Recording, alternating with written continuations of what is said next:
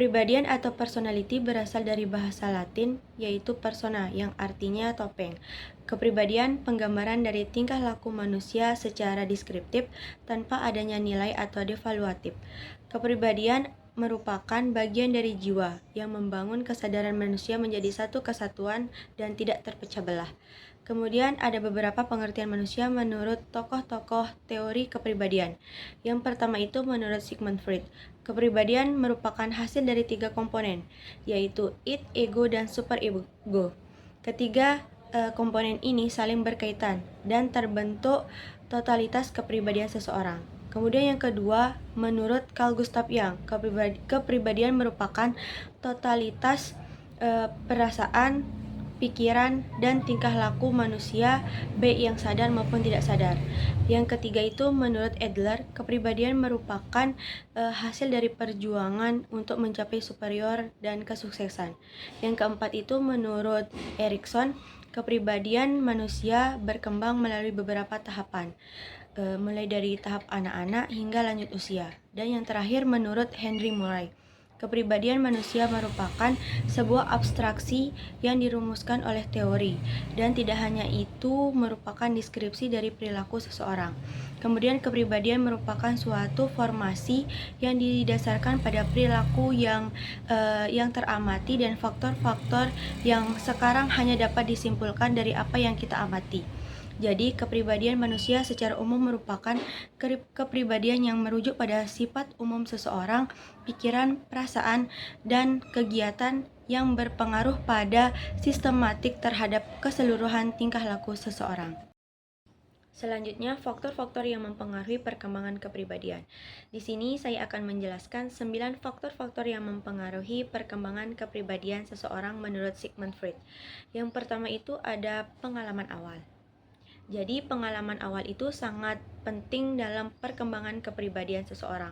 Misalnya seperti trauma kelahiran, yang merupakan salah satu pengalaman awal yang sangat sulit untuk dilupakan. Kemudian yang kedua itu ada pengaruh budaya. Dalam menerima budaya, seseorang akan mengalami tekanan untuk mengembangkan pola kepribadian yang sesuai dengan standar kebudayaan. Kemudian yang ketiga itu kondisi fisik. Jadi, kondisi fisik seseorang sangat menentukan perkembangan kepribadian seseorang, baik secara langsung maupun tidak langsung. Kondisi fisik seseorang menentukan apa yang bisa dilakukan dan apa yang tidak bisa dilakukan. Kemudian yang keempat ada daya tarik. Di sini daya tarik yang dimaksud adalah orang-orang yang dinilai di lingkungannya menarik akan lebih banyak memiliki karakteristik yang diinginkan dibandingkan orang-orang yang dinilai tidak menarik. Kemudian yang kelima ada inteligensi. Inteligensi itu perhatian yang berlebihan pada orang yang pandai dapat menjadikan dirinya menjadi orang yang sombong, dibandingkan orang yang kurang pandai itu akan merasa dirinya menjadi orang yang bodoh. Jadi jika kita berdekatan dengan orang yang pandai, tidak jarang diperlakukan seperti yang kurang baik. Kemudian yang keenam itu ada emosi. Ledakan emosi tanpa sebab itu merupakan orang yang tidak matang. Jadi penekanan ekspresi emosional membuat seseorang murung dan cenderung keras dan tidak mau bekerja sama. Kemudian yang ketujuh itu kegagalan dan keberhasilan. Kegagalan dan keberhasilan ini sangat mempengaruhi konsep diri, yang dimana kegagalan ini akan merusak konsep diri dan keberhasilan akan menunjang konsep diri seseorang. Kemudian yang kedelapan, di sini kedelapan penerimaan sosial. Jadi seseorang yang diterima baik oleh lingkungannya akan mengembangkan rasa percaya diri dan kepandaiannya. Sebaliknya, orang yang tidak diterima baik dalam lingkungannya akan menjadi orang yang kurang percaya diri dan cepat merasa tersinggung, bahkan akan membenci orang-orang di sekelilingnya. Dan yang terakhir ada pengaruh keluarga. Di sini pengaruh keluarga ini sangat penting karena dalam keluarga itu waktu terbanyak ada pada dalam keluarga, sehingga dalam keluarga itu terbentuklah kepribadian seseorang.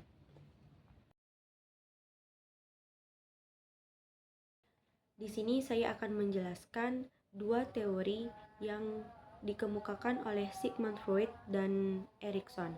Di sini pandangan saya terkait dengan teori yang dikemukakan oleh Sigmund Freud, yaitu bahwa Freud lebih menekankan atau memfokuskan teorinya pada psikoseksual, di mana perkembangan seseorang ditentukan oleh dorongan seksual yang dominan di tahapan kehidupan.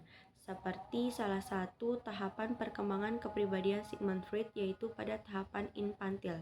Nah, pada tahapan ini terjadi 3 fase, yaitu fase oral, anal, dan falis yang menjadi karteksis seksual pada fase-fase tersebut. Kemudian, Freud juga menekankan pentingnya pengalaman di tahap awal kehidupan atau pada awal masa kanak-kanak yang sangat berpengaruh pada kepribadian seseorang di masa dewasa. Kemudian menurut saya teori ini cenderung mengabaikan aspek-aspek sosial seperti peran lingkungan dan hubungan interpersonal yang sangat berpengaruh pada pertumbuhan emosional dan sosial seseorang. Kemudian terabainya tahapan-tahapan perkembangan sepanjang hidup dengan seolah-olah di usia dini atau di awal masa kanak-kanak kepribadian seseorang telah terbentuk sepenuhnya. Selain itu, teori Sigmund Freud juga sering dianggap sebagai teori yang kurang ilmiah karena saking banyaknya konsep-konsep yang dikemukakan oleh teori tersebut. Sebaliknya, saya lebih setuju dengan teori yang dikemukakan oleh Erikson karena ia lebih mengembangkan teori psikososial dengan pandangan yang jauh lebih komprehensif dan relevan untuk memahami tahapan-tahapan perkembangan. Teori ini juga merupakan teori yang tidak memfokuskan pada masa awal kanak-kanak, tetapi lebih menekankan bahwa perkembangan manusia terjadi secara bertahap, mulai dari masa kanak-kanak hingga masa lanjut usia, dalam 8 tahapan perkembangan psikososial. Kemudian saya juga setuju dengan pandangan Erikson yang menekankan krisis psikososial pada setiap tahapan kehidupan. Misalnya seperti mencari identitas diri pada masa remaja dan makna hidup pada usia tua. Menurut saya, pendekatan Erikson jauh lebih realistis karena mengakui bahwa perkembangan manusia tidak berhenti pada masa kanak-kanak, tetapi dipengaruhi juga dengan interaksi lingkungan sosial dan pengalaman yang terus mengalami perubahan. Hal ini lebih masuk akal bagi saya karena manusia mengalami atau terus mengalami perkembangan. Selain itu, Erikson memberikan pandangan khusus pada peran hubungan interpersonal dan lingkungan sosial dalam membentuk individu yang jauh lebih mencerminkan kompleksitas kehidupan dibandingkan dengan teori yang dikemukakan oleh Sigmund Freud yang menitik beratkan pada aspek biologis dan naluri seksualitas. Dengan demikian, Erikson membentuk kerangka yang jauh lebih relevan untuk memahami tantangan kehidupan normal di mana seseorang harus beradaptasi dengan berbagai peran dan tuntutan sosial sepanjang kehidupan. Berdasarkan perbedaan pendapat atau pandangan dari kelima teori tersebut, menurut saya tidak ada satupun teori yang menjelaskan kepribadian manusia secara utuh, karena manusia itu kompleks dan dipengaruhi oleh faktor-faktor. Di sini saya akan memaparkan perbedaan pandangan tersebut. Yang pertama, Freud memfokuskan teorinya pada alam bawah sadar, konflik batin, dan dorongan seksual yang tidak relevan dari beberapa konteks. Kemudian yang kedua, menurut Carl Gustav Jung, menawarkan pemikirannya secara mendalam dengan gagasan ketidaksadaran kolektif, namun konsep tersebut sangat sulit untuk dibuktikan secara ilmiah. Mungkin hanya dapat dibuktikan melalui simbol-simbol budaya. Selain itu, Adler mengajarkan bahwa manusia selalu berusaha untuk menjadi yang lebih baik. Dan saya setuju dengan hal ini karena kita semua punya rasa ingin berkembang terus-menerus. Di sisi lain, Erikson mengingatkan bahwa perkembangan tidak hanya terhenti pada masa kanak-kanak, melainkan terus berlanjut sepanjang hidup. Kemudian yang terakhir ada Murray.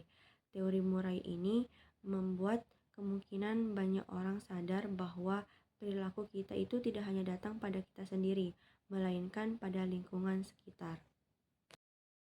Menurut saya, perbedaan tersebut tidak menjadi masalah. Bahkan saya merasa bahwa teori-teori memiliki kelebihan dan kekurangan.